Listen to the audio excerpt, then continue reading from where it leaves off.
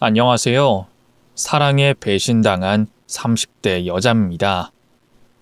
최대한 남들에게 뒤처지지 않으려고 열심히 살았는데 그놈의 만행을 알게 된 순간 제 인생의 시동이 꺼진 듯 완전히 멈춰지게 됐네요. 사랑이라는 감정이 제 인생에서 크게 자리 잡을 줄은 몰랐네요. 아무튼 그때 이야기를 해볼까 합니다. 딱 봐도 교포 스타일의 남자였어요. 태닝한 듯한 피부에 뒤로 넘긴 머리, 자신감 있는 제스처까지 제가 남자다운 스타일을 좋아했기 때문에 그 사람에게 자연스레 관심이 생겼던 것 같아요. 취미 생활을 하다가 만나게 됐는데 미국에서 쭉 살다가 처음 한국에 와서 일을 하고 있다고 했죠. 서툰 말투에 한국 문화를 몰라 허둥지둥대는 모습이 귀엽게 느껴져서 몇 번 도와주다가 정이 들게 됐고, 그렇게 연애를 하다가 이 사람이라면 평생 즐겁게 살 수 있겠다는 생각에 결혼을 결심하게 됐죠. 저희 부모님도 한국 문화에서 서툰 사위를 귀엽게 봐주셨어요.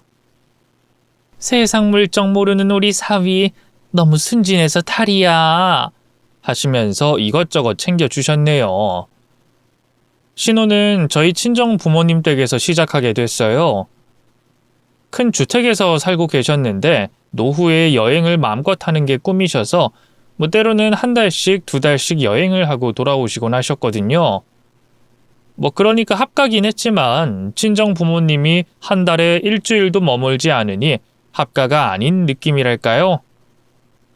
나중에는 자연 풍경이 좋은 곳에 집을 짓고 살 테니 이 집은 너희가 이어서 살라며 상속까지 약속하신 상태였기 때문에 딱히 신혼집을 매매할 이유가 없었어요. 남편 입장에서는 장인 장모와 함께 사는 게 껄끄러울 수도 있고 미국식 문화에 안 맞을 수도 있어서 조심스레 물어봤더니 난 너무 좋지 하며 적극 찬성을 하더라고요. 무엇이든지 쿨하게 오케이 하며 대답하는 남편이 참 좋았던 것 같아요. 결혼을 준비하다 보면 이것저것 부딪힐 때도 많고 다툴 때도 많잖아요. 이 사람은 제가 원하는 방향대로 그대로 순응하고 따라와 주니까 너무 고맙더라고요. 하지만 서운한 점도 물론 있었어요. 제 눈치를 너무 많이 보더라고요. 그러지 말라고 해도 습관이 돼서 고치기 힘들대요. 미안해. 그 사람들 밑에서 어린 시절을 보내다 보니까 고치기가 힘들어. 그 사람들은 양부모를 말하는 거였어요. 부모님께 버림받고 해외 입양을 갔지만 그곳에 있는 양부모에게 그리 큰 사랑을 받지 못했다고 들었어요. 지금도 사이가 좋지 않아서 성인이 되자마자 독립했고 결혼식에조차 와주시지 않았네요. 그랬기 때문에 결혼식은 최대한 조촐하게 진행해야 했습니다. 그때가 또 코로나가 한창 난리였을 시기여서 친구들을 부를 새도 없었고 그냥 가족과 친척들만 불러 식을 올렸죠. 남편 쪽이 가족이 없다 보니 더더욱 배려를 해줘야 한다고 생각했어요. 저희 부모님도 은퇴를 한 지 오래되셔서 소박한 결혼식을 원하시기도 하셨고요. 아무튼 서로 원하는 방향이 같아서 원활하게 결혼식까지 마쳤네요. 그 사람이 한국말을 잘 못했기 때문에 오히려 싸우는 일도 줄었어요. 처음에는 일상적으로 필요한 대화 있잖아요. 예를 들면 음식을 주문한다던가 화장실이 어디냐고 물어본다던가 그런 정도만 할 수 있었기 때문에 대화가 원활하진 않았는데 저랑 같이 살면서 점점 한국말을 배우게 된 것 같아요. 2년쯤 되니까 대화가 잘 통하더라고요. 그 사람은 가끔씩 미국에서 살던 이야기를 해주곤 했습니다. 20살 되자마자 독립하고 무작정 레스토랑에서 일하기 시작했어. 거기 한국인 사장 형을 친형처럼 따랐는데 그 형한테 딸이 하나 있거든. 엄청 귀여워. 걔도 한국을 한 번도 못 와봤는데 나중에 한국에 한번 와보고 싶대. 그래? 그럼 그때 만나면 좋겠다. 그 형은 계속 미국에 계시는 거야? 한국에 한번 안 오신대?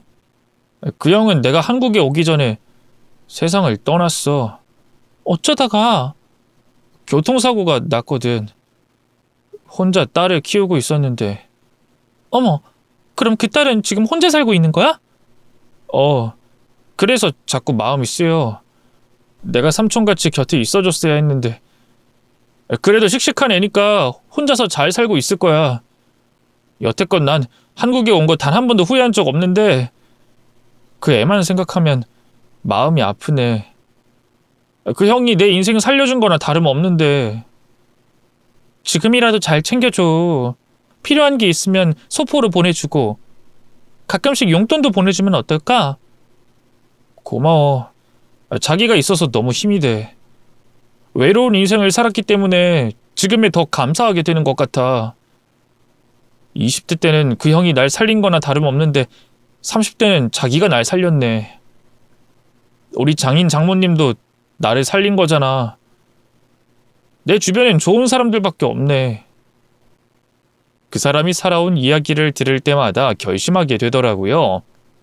누구보다 든든한 편이 되어줘야겠다. 외롭게 살아온 이 사람의 곁에 평생 머물러줘야겠다. 어찌 보면 제가 남편의 유일한 가족이 된 거잖아요. 실망시키지 않고 잘해줘야겠다는 생각이 들더라고요. 그렇게 저희는 행복하게 오래오래 잘 살았어요. 라는 식으로 결말이 났더라면 얼마나 좋았을까요? 그랬더라면 지금 이곳에 사연을 쓰지도 않았을 텐데. 어쩌면 제 불행은 그 사람과 결혼을 하자마자 이미 진행이 되고 있었는지도 몰라요. 저랑 굉장히 친했던 중학교 동창이 한 명 있거든요. 고등학교에 입학할 때쯤 가족이 이민을 가는 바람에 헤어지긴 했지만 그래도 1년에 한 번씩은 꾸준히 한국에 와서 저와 시간을 보내던 친구였어요. 그러다가 코로나로 인해 몇 년 만나지 못했고 그 사이 제가 결혼까지 하게 됐는데요. 굉장히 오랜만에 한국에 온다는 거예요. 아마 3년 만에 얼굴을 보는 거였을 거예요. 반가운 마음에 공항까지 픽업을 갔죠. 근처에서 밥을 먹고 차도 한잔할 겸 저희 신혼집에 친구를 데려왔어요.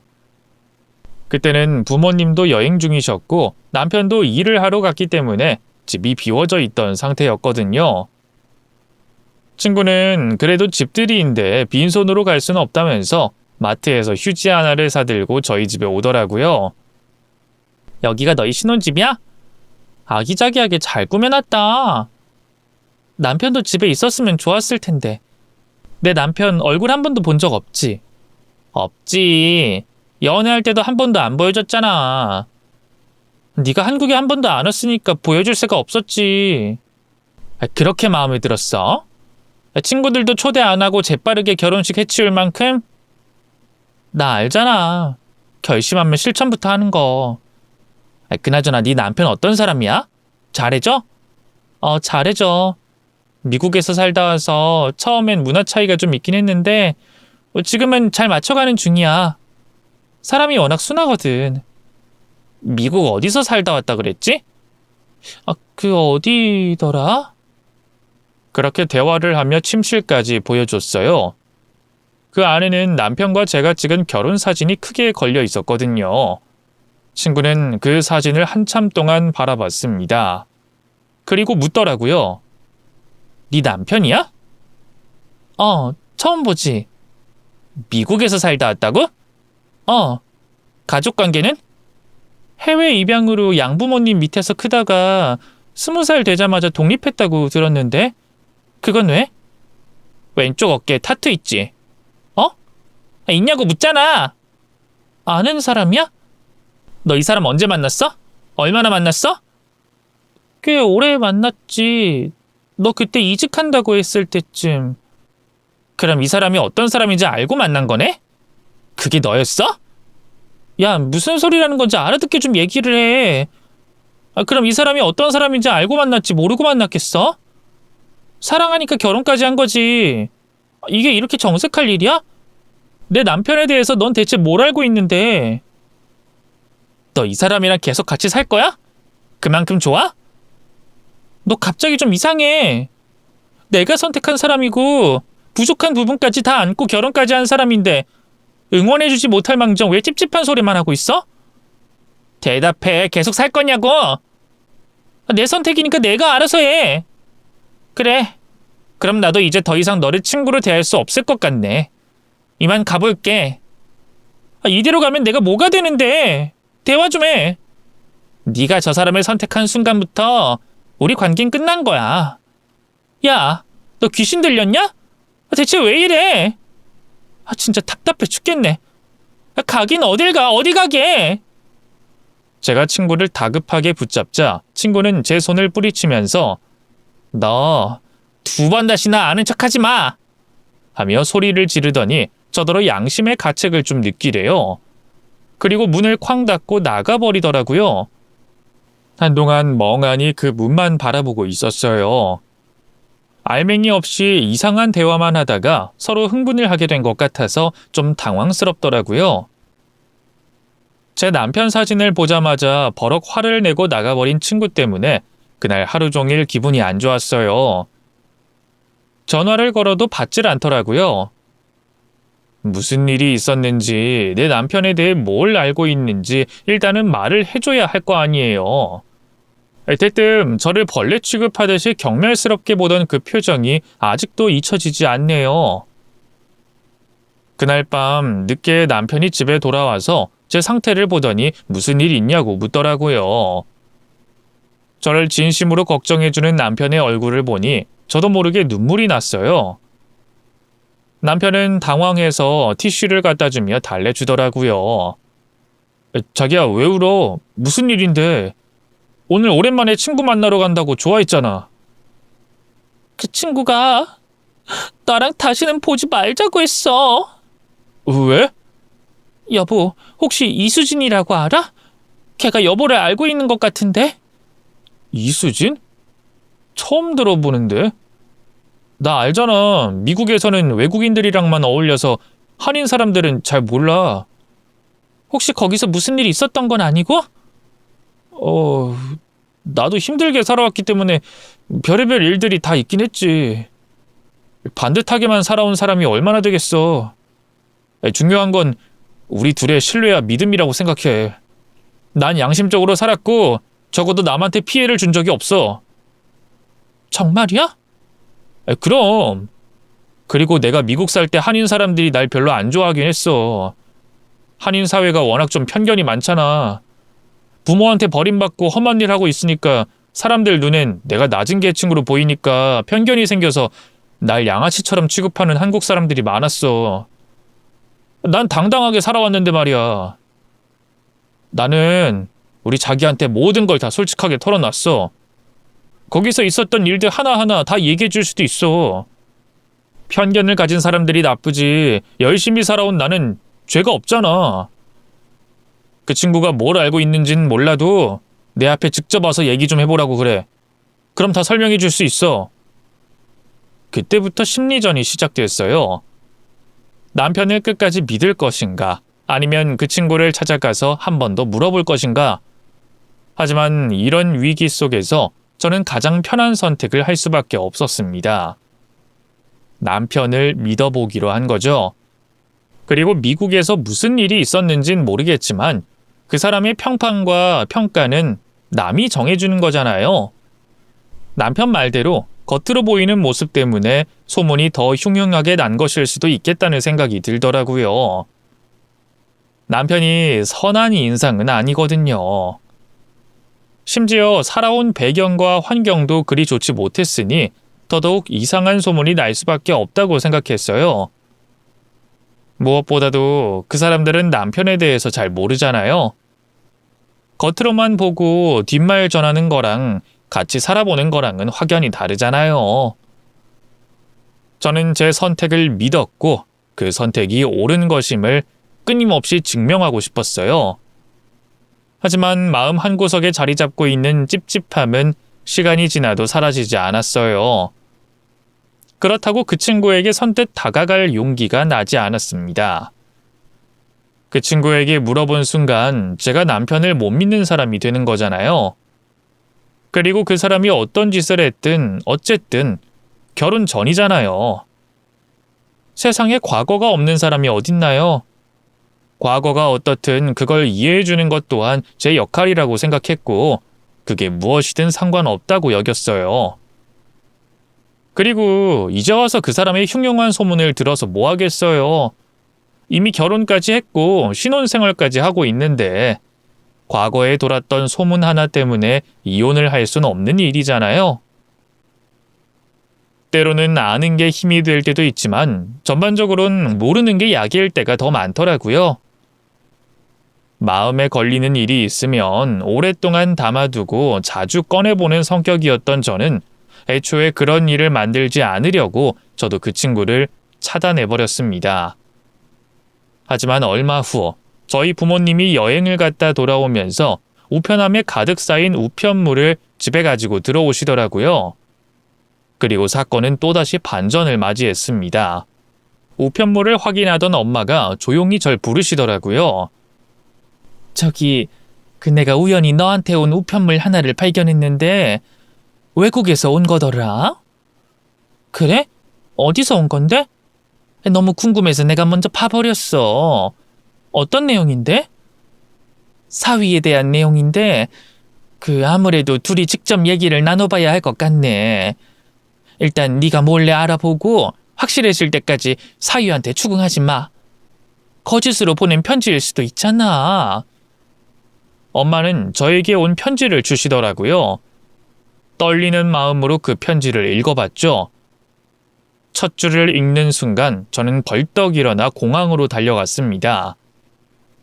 친구가 그날 몇 시 비행기로 한국을 떠나는지 알고 있었거든요. 전화를 받지 않으니 직접 가서 만나는 수밖에 없었어요. 무모하긴 했지만 그 친구의 입으로 진실을 먼저 듣고 싶었습니다. 공항을 가면서 계속 전화를 걸자 드디어 친구가 받더라고요. 나 이제 한국 떠나. 왜 자꾸 전화해? 아는 척하지 말라니까. 지금 공항 가는 중이야. 그러니까 딱 한 번만 얘기 좀 하자. 나 지금 너무 답답하고 찝찝해서 눈물 날 것 같아. 내가 모르는 걸 얘기 좀 해줘. 정말 너 아무것도 몰랐어? 몰라, 진짜 몰랐다니까. 그러니까 얘기 듣고 싶어. 네가 알고 있는 게 무엇이든 상관없어. 그래, 알겠어. 비행 시간까지 아직 시간 많이 남았으니까 공항 카페에서 보자. 그날 그렇게 급하게 만남이 성사됐어요. 친구가 카페에서 커피를 시켜놓고 절 기다리고 있더라고요. 친구는 재차 저에게 확인했습니다. 진짜로 아무것도 몰랐어? 그 사람이 어떤 사람인지? 어떤 상태였는지? 맹세해. 아무것도 몰랐어. 그렇다면 내가 먼저 사과할게.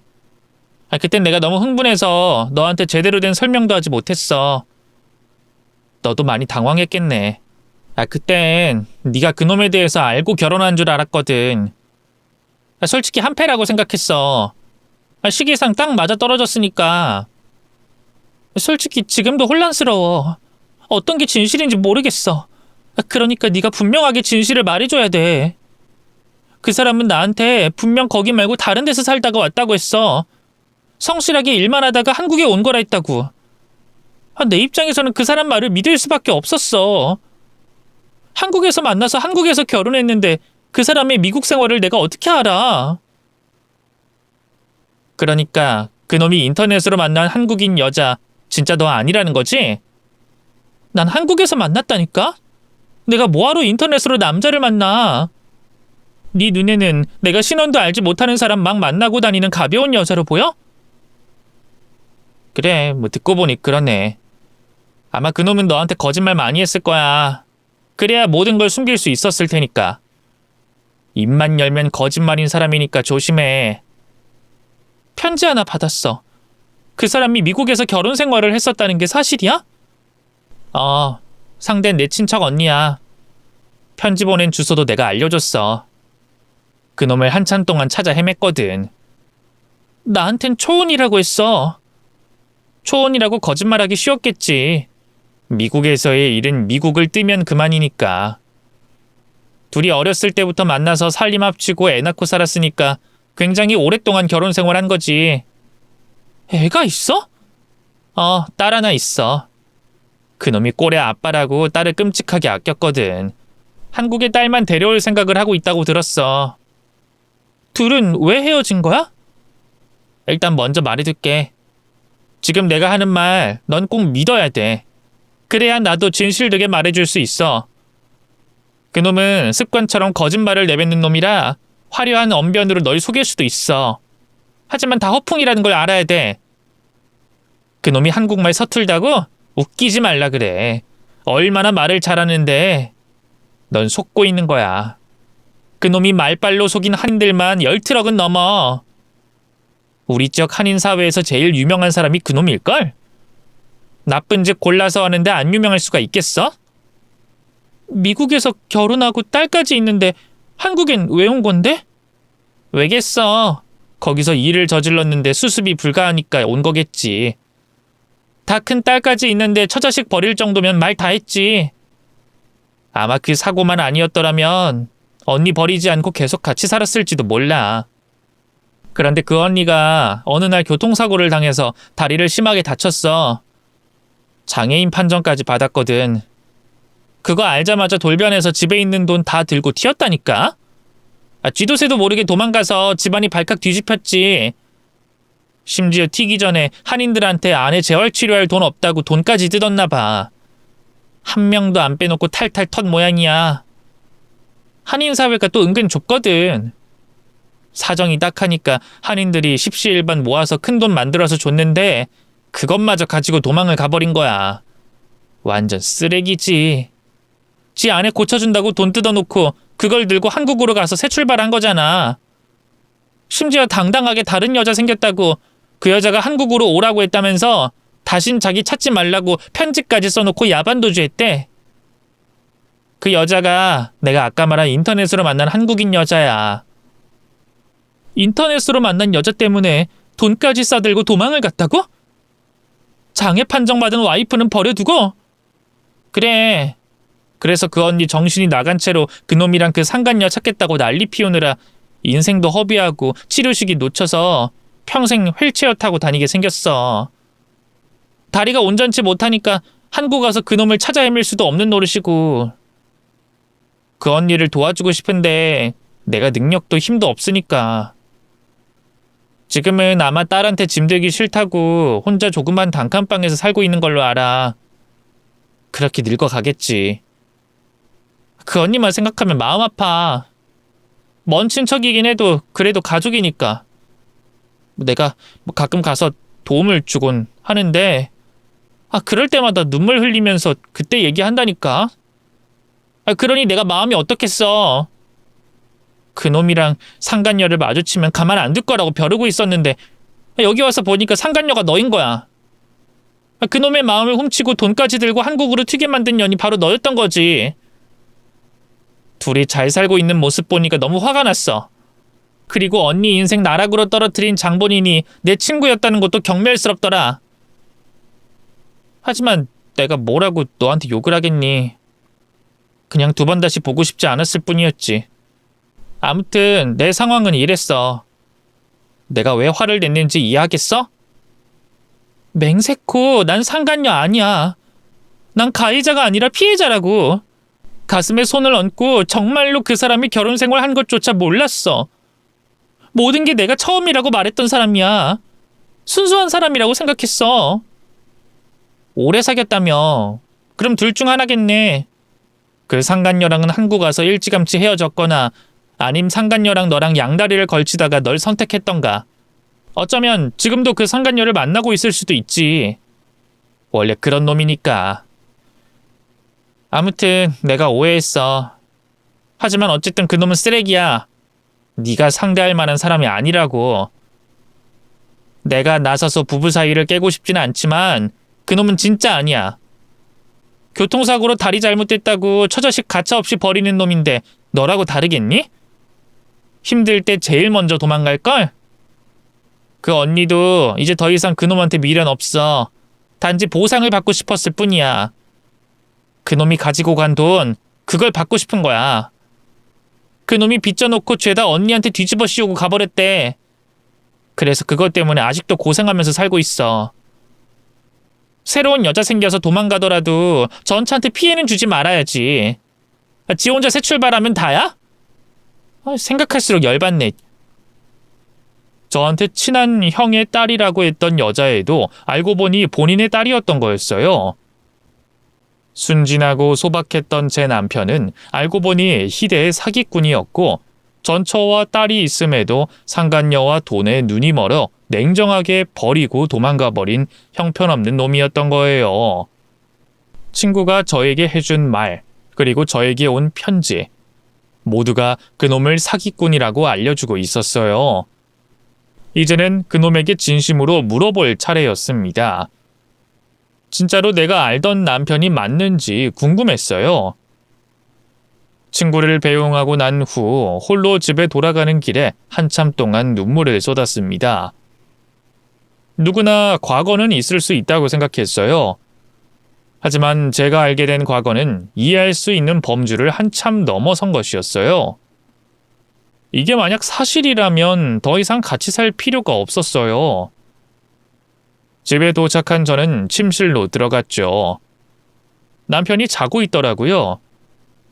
아무것도 모른 채로 쿨쿨 자고 있길래 바로 깨웠습니다. 일어나봐. 우리 허니 왔어? 어디 갔다 왔어? 내가 지금 무슨 얘기 듣고 온 줄 알아? 꼭 지금 얘기해야 돼. 내일을 위해서 일찍 자두는 게 좋을 것 같은데. 급한 일 아니라면. 전처랑 딸이 있다는 얘기 진짜야? 뭐? 내가 와이프랑 딸이 있다고? 내 와이프는 자기잖아. 나랑 결혼한 게 처음이 아니라며. 사실대로 말해 어서. 누가 그래? 그 말을 믿어? 하여간 한인사회 참 못 말린다니까. 너무 어이가 없어서 웃음이 나올 지경이야. 내가 결혼을? 누구랑? 나도 궁금하다. 제발 솔직하게 얘기해. 마지막 기회야. 나 정말로 단 한순간도 솔직하지 않은 적이 없었어. 왜 내 말을 못 믿어? 남편 말을 믿어야지 어디서 흘러들어온 말을 주워 듣고 와서 대뜸 나를 의심하는 거야. 그럼 나도 너무 실망인데? 내가 오늘 편지를 하나 받았어. 누구한테 온 편지인 것 같아? 네 전처한테 온 거야. 편지? 무슨 편지? 나 전처 없다니까? 왜 내가 거짓말을 한다고 생각해? 그 사람이 거짓말을 했을 수도 있잖아. 거기에 네 사진이 들어있었어. 드레스 입고 턱시도 입고 찍은 결혼 사진까지 들어있었다고? 그러니까 나한테 가져오라고. 나도 궁금하다니까? 왜 이렇게 당당한 건지 알 수 없었어요. 너무 뻔뻔해서 저도 하마터면 그 사람을 믿을 뻔했다니까요. 저는 당장 눈앞에 증거를 보여주겠다고 그 편지를 찾으러 거실로 갔어요. 그런데 제가 보관해 놓은 곳을 아무리 뒤져봐도 없는 거예요. 그래서 친정 부모님을 모두 불러 모아서 그 편지의 행방에 대해 물어봤죠. 아무도 모르더라고요. 저희 엄마는 아까 전까지만 해도 거기 있는 거 봤는데 그걸 누가 가져갔나? 하며 이상하다고 하시더라고요. 문득 남편이 떠올랐죠. 그 사람이 가로챘을 수도 있다는 생각에 다시 침실로 들어갔습니다. 남편은 이불 속에 들어가 있었어요. 편지 네가 가지고 있지? 대답도 없이 이불 속에서 잠자는 척하고 있더라고요. 그래서 이불을 들쳤습니다. 이불 속에서는 충격적인 광경이 펼쳐졌습니다. 글쎄 남편이 종이를 입에 넣고 있는 거예요. 그건 다름 아닌 제가 받은 편지였습니다. 깜짝 놀라서 그 인간의 입을 벌려 종이를 빼내려고 안간힘을 썼어요. 하지만 다 큰 성인 남성의 괴력을 제가 어떻게 이기겠어요. 친정 부모님을 불러 도움을 요청했죠. 저희가 신랑이 하는 모습을 보시더니 경악을 하시더라고요. 그러더니 같이 합세해서 그 사람을 제지했어요. 결국엔 갈기갈기 찢긴 종이 파편들이 입안에서 남았고 형체를 알 수 없었어요. 증거가 훼손됐다는 것을 알자마자 남편은 아주 천연덕스럽게 연기를 하기 시작하더라고요. 이딴 편지가 대체 뭔데? 이깟 거 하나 때문에 우리 부부간의 신뢰가 무너지는 거야? 절대 용납 못해. 주변 사람들이 아무리 거짓말하고 모함해도 자긴 날 믿어야지. 안 그래? 당당하면 이 편지를 왜 몰래 훔쳐다가 입안에 넣고 있었어? 증거인멸이라도 하려고? 쓸데없는 걸로 부부싸움 하고 싶지 않아서 그랬어. 이딴 게 다 무슨 소용인데. 지금 우리만 잘 먹고 잘 살면 되는 거 아니야? 난 맹세코 잘못한 적 없어. 그거면 된 거 아니야? 그 사람이 다급하게 편지를 입에 넣지만 않았어도 그 사람의 말을 먼저 듣고 믿었을지도 몰라요. 하지만 그 사람이 다급하게 변명하는 모습만 봐도 뭔가를 숨기고 있다는 게 보이더라고요. 하지만 증거가 사라졌으니 그 사람을 추궁할 단서가 증발해버린 것이나 다름없었어요. 남편은 끝까지 증거 있냐고, 있으면 내밀어 보라고 당당하게 굴었고 전 아무것도 할 수 없었습니다. 이혼하자고 하니 증거가 없는데 어떻게 이혼하냐면서 절대 안 된다고 오히려 저를 다그치더라고요. 그런데 바로 그때 저희 엄마가 남편에게 다가가더니 머리를 한 대 세게 치며 소리를 지르셨어요. 우리 딸한테 상처 줘놓고 뭐가 이렇게 당당해, 미친놈아! 장모님, 장모님까지 저한테 왜 그러세요? 전 억울해요. 억울해? 억울하면 제대로 변명을 해보든가. 뭘 알아요, 변명을 하죠. 내가 다 찍어놨어. 알고 보니 친정엄마는 그 편지 내용과 사진과 증거들을 전부 핸드폰으로 찍어놓으셨던 거예요. 그리고 편지 봉투에 있는 주소까지 죄다 찍어놓으셨더라고요. 내용이 심상치 않음을 알게 된 엄마가 미리 증거를 남겨놓으셨던 것이죠. 증거는 다시 고스란히 제 손에 넘어왔고 남편이 종이를 입에 넣은 건 아무 소용이 없게 됐습니다. 정말 바보 같은 놈이죠. 가만히 계시던 저희 아빠도 끝내 입을 여시더라고요. 우리는 자네를 끝까지 믿었어. 이 편지를 발견할 때까지만 해도 자네 편을 들었지. 근데 오해를 푸는 방식을 보니 도저히 자네를 믿을 수가 없구만. 이 편지 내용이 사실이라면 자네는 우리한테 큰 죄를 저지른 것이나 마찬가지니 각오 단단히 하게. 편지 봉투에 써져 있는 이 주소로 우리가 직접 찾아가서 자네 전처를 만나볼까 하는데 어떻게 생각해? 이참에 다 같이 그곳에 가서 삼자대면 하는 건 어떻겠나? 당당하면 직접 가서 밝히면 되지 않나? 나라면 억울해서라도 오해부터 풀어주겠네. 그러니까 우리가 먼저 찾아가서 밝히기 전에 진실을 털어놓으란 말이야. 아빠의 불호령에 결국 남편은 고개를 푹 숙이고 한참 동안 생각하는 듯 하더니 저 단둘이 이야기할 시간을 주시면 안 되겠습니까? 하더라고요. 남편은 담배 한 대만 피우고 오겠다고 나가서 한참 동안 시간을 때우더니 결국 집으로 들어와 저를 앉히고 이야기를 시작했습니다. 자기야, 내가 천천히 이야기할게. 그 한국말이 서툴러서 오해가 생길지도 몰라.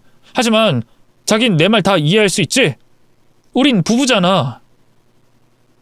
한국말 엄청 잘한다고 들었어. 말빨로 사기까지 치고 다녔다면서. 그냥 편하게 말해. 서툰 척, 순진한 척 그만하고. 자기한테는 언젠가 말을 하려고 했어. 미루다 보니까 때를 놓친 것뿐이지. 대놓고 숨기려던 건 아니었어. 그땐 나도 철이 없었고 그 사람도 아무 생각이 없었어. 20살 땐 누구나 철이 없잖아. 그때 애를 낳고 길렀으니 얼마나 인생이 막막하겠어. 그땐 딱히 결혼이라는 단어를 쓰지 않았고 살림 합쳐서 애 낳고 사는 동거인 그 정도였어. 그러니까 사이가 애매했던 거지. 딸까지 낳고 그 정도 오래 살았는데 결혼이 아니고 동거였다고? 그게 말이 된다고 생각해? 자기가 미국에서 안 살아봐서 몰라. 미국에서는 결혼 안 하고 동거한 채로 아이 낳는 게 흔한 일이야. 아무튼 내가 자식까지 있는데 그걸 숨긴 건 정말 미안해. 하지만 그 여자가 집착이 너무 심했어. 나랑 잠깐이라도 떨어져 있으면 미치려고 그래서 내가 돈을 벌 수가 없었다니까? 그래서 헤어진 거야. 딸이 있다는 건 언제 밝히려고 그랬어? 언제까지 숨길 셈이었는데 끝까지 속일 작정이었어? 아는 형 딸이라고 하면 다야? 어떻게 친자식을 남의 자식이라고 속여? 내가 말했잖아. 그 애가 나중에 한국에 올 수도 있다고. 그때 밝히려고 했어. 지금은 내가 피치 못할 사정으로 연락을 못하고 있지만 조만간 다 정리하고 그 애를 한국에 데려오려고 준비 중이었어. 언제가 될진 모르겠지만 그래도 책임을 지고 싶었거든. 그 여자가 날뛰고 있는 바람에 잠수 타고 있긴 하지만 어쨌든 시간이 지나면 다 해결될 문제야. 왜 날뛰고 있겠어? 네가 도망을 갔으니까 찾느라 그런 거겠지? 내가 그 말을 친구한테 들어야겠어? 애초에 날 상대로 사기 결혼했던 건데 나한테 미안하지도 않았어? 어떻게 교통사고를 당해서 다리 못 쓰게 된 와이프를 두고 도망을 가냔 말이야? 네가 그러고도 사람이야? 심지어 한인들한테 돈까지 뜯어내고 들고 날랐다며? 그 지역에서는 사기꾼으로 통한다며? 한국 와서 새 출발하면 그게 다 지워질 줄 알았어? 인생 리셋이라도 될 줄 알았냐고? 자기야, 나 한 번만 봐주라. 그럼 내가 진짜로 잘할게. 내가 과거에 무슨 짓을 저질렀는지 중요하지 않잖아. 지금이 중요한 거 아니야? 지금 내가 사랑하는 사람은 자기고 앞으로도 쭉 평생 함께 할 건데 과거의 티끌 하나 때문에 우리 관계를 망칠 순 없잖아. 그래, 내가 미국에 있을 때 사람들한테 돈을 좀 빌리고 다녔어. 나도 살고 싶었으니까.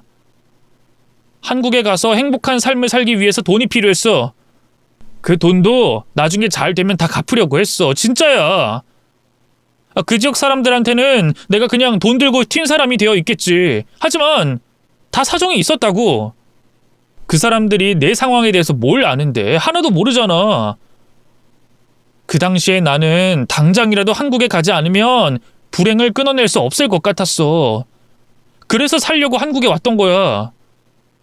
그땐 이미 그 사람이랑은 사랑도 없고 애정도 없었어.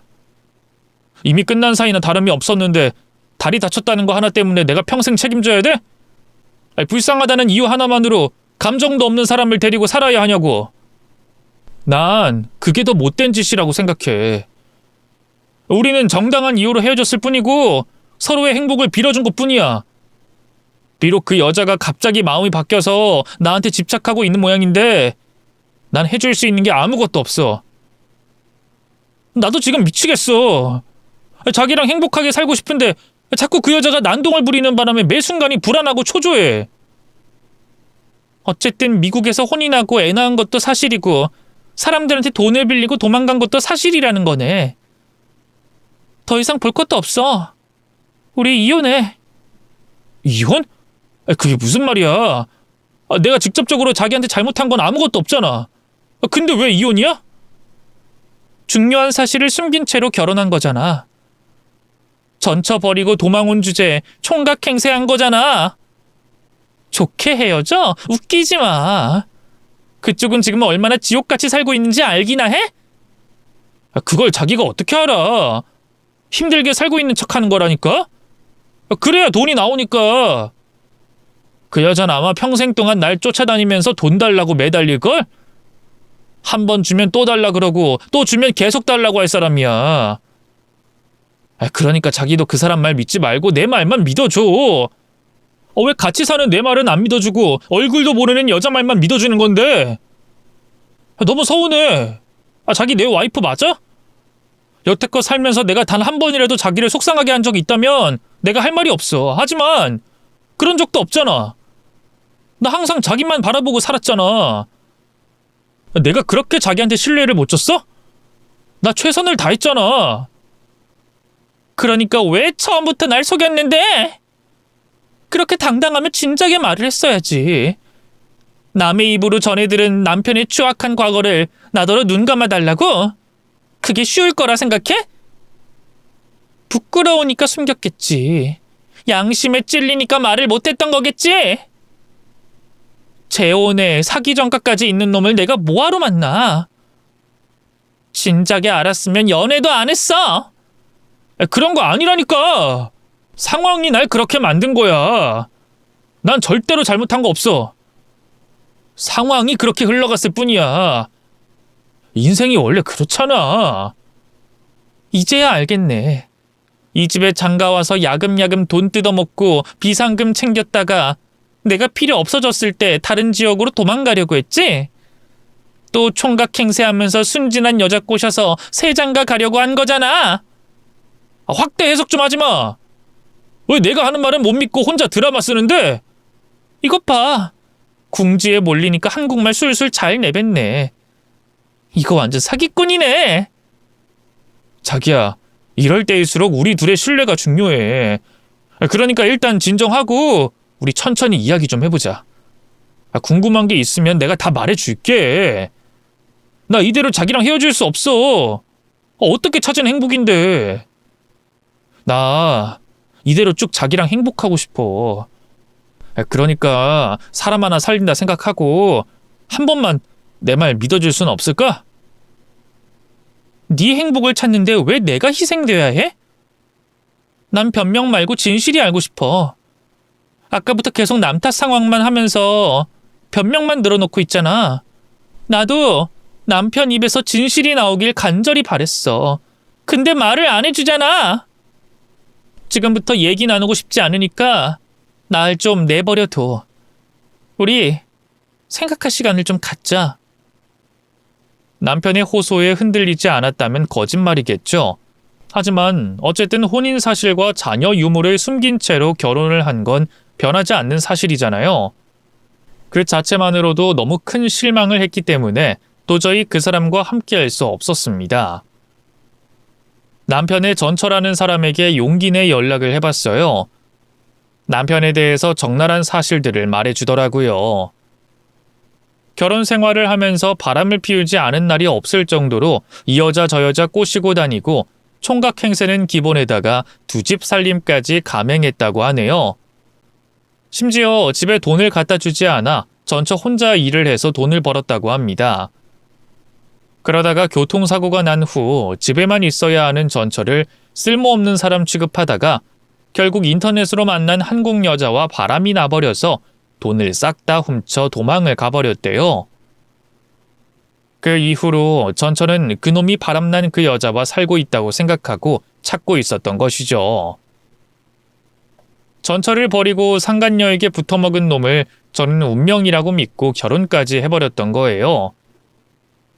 정말 한심하기 짝이 없죠. 제가 상간녀가 아니라는 걸 알게 되자마자 전처는 그놈을 고발하겠다며 증거를 마구 보내주더라고요. 둘이 나눴던 대화와 음성 파일, 그리고 영상 파일까지 제가 알고 있는 남편의 모습과는 딴판이었어요. 그게 그 사람의 본 모습이었던 것이죠. 전처가 저에게 이런 말을 하더라고요. 전 다른 건 필요 없어요. 그놈을 이제 더 이상 남편이라 생각하고 싶지도 않아요. 하지만 제가 그놈에게 받은 상처와 낭비한 세월은 꼭 보상받고 싶어요. 제대로 된 절차를 밟고 적당한 위자료 받고 싶은 거예요. 그뿐이에요. 같은 여자로서 전처가 겪은 세월이 너무 참담하더라고요.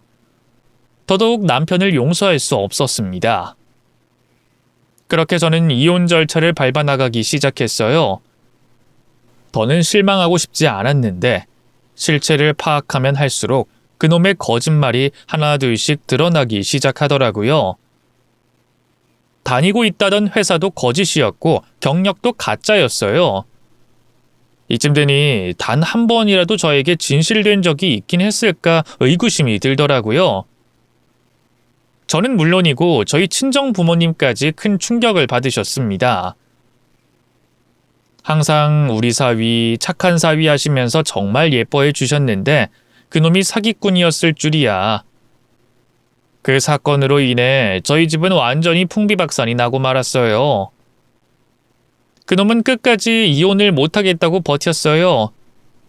어떻게 우리의 소중한 인연이 그깟 모함꾼 하나 때문에 박살나는 게 말이 되냐며 다시 생각해보라고 울고불고 매달리더라고요.